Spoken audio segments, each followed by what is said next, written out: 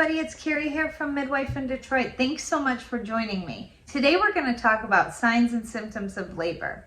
As I've told you in previous videos, I work in a decision unit on labor and delivery. So I get to be the judge if you're in labor or not.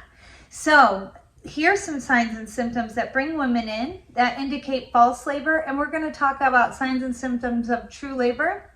And we're going to touch a little bit on preterm labor. So to begin, a lot of women come into the care decision unit for a plethora of reasons. One indication that women come into our unit is they think they're in labor.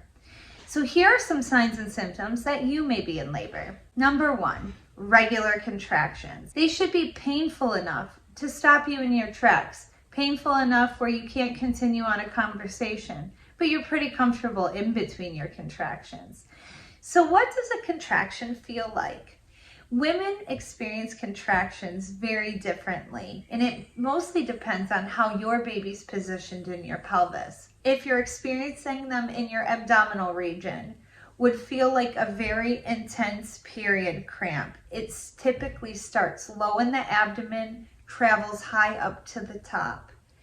It lasts for about 30 to 90 seconds, and then it relaxes. Some women experience back labor. This is typically associated with a baby who's facing forward, or what we would call occiput posterior. These women experience intense low back pain and pressure.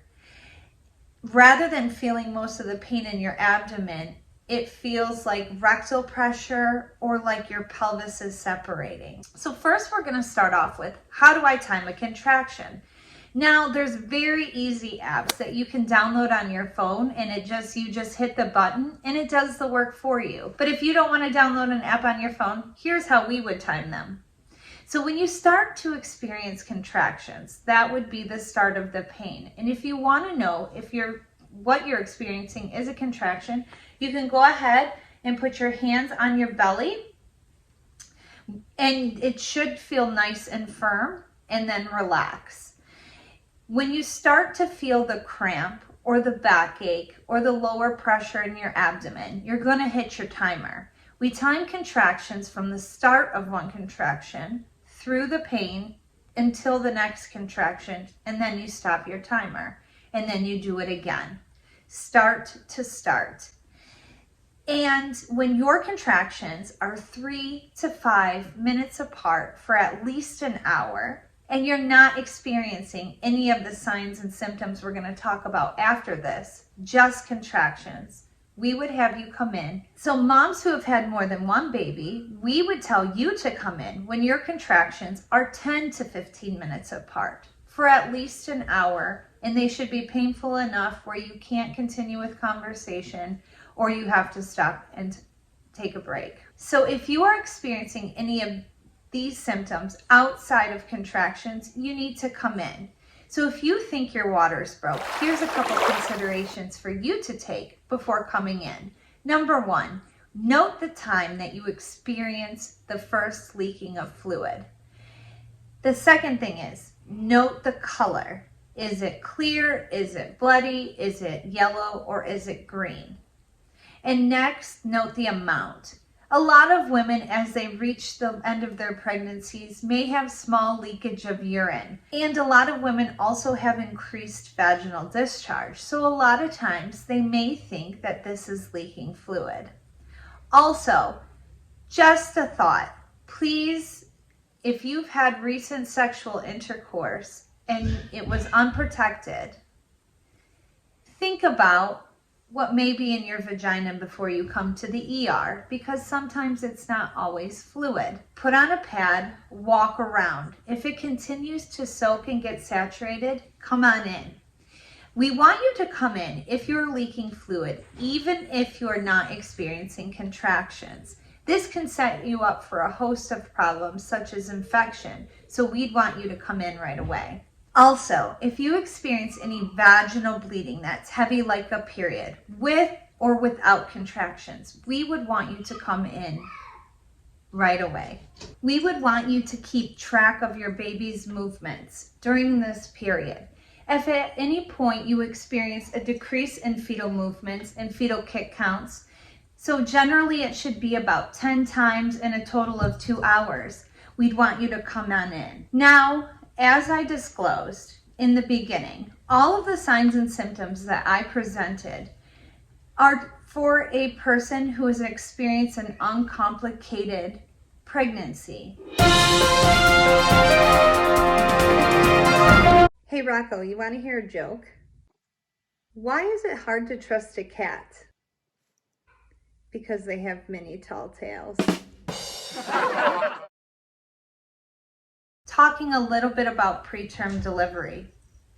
A preterm delivery, depending on the literature, is anywhere from 19 to 20 weeks all the way to 36 weeks. For people who are experiencing symptoms that they believe are related to preterm delivery, so if you are less than 37 weeks and you are experiencing any of these symptoms, you may want to take a trip to your OB department and see if you're in preterm labor.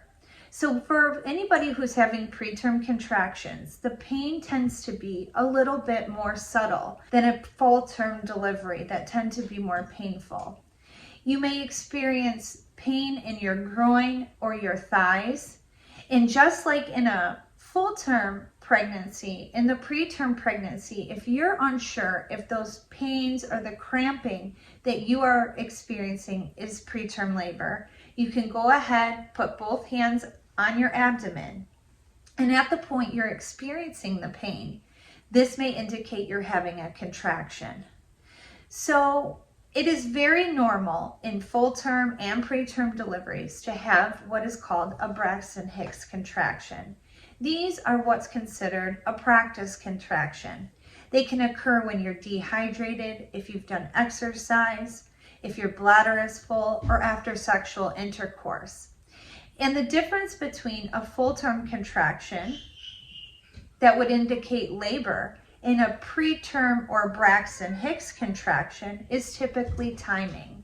So if you are preterm and you are experiencing more than 6 pains in an hour, and you are not at risk of preterm delivery, such as having a history of preterm delivery, you don't have something called short cervix, or your baby's small for gestation, and marijuana usage is linked to preterm delivery. So if you are regularly using marijuana in pregnancy, your baby's more at risk of being born preterm and small for gestational age.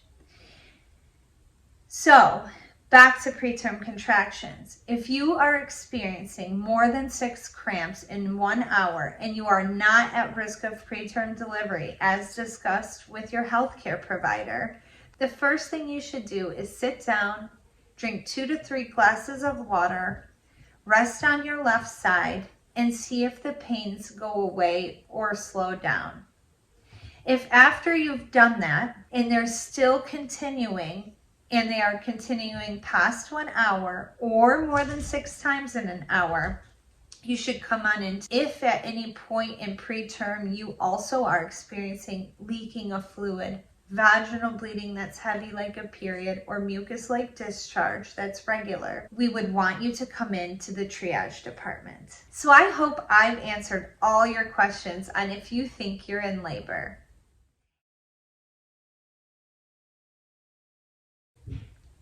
Let me know when I can start again, guys. Dude, I've been in 6 minutes and I've stopped 4 times. Also,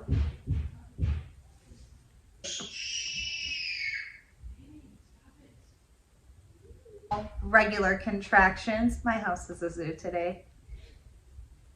I've taken 4 takes already, so we're just gonna roll with this.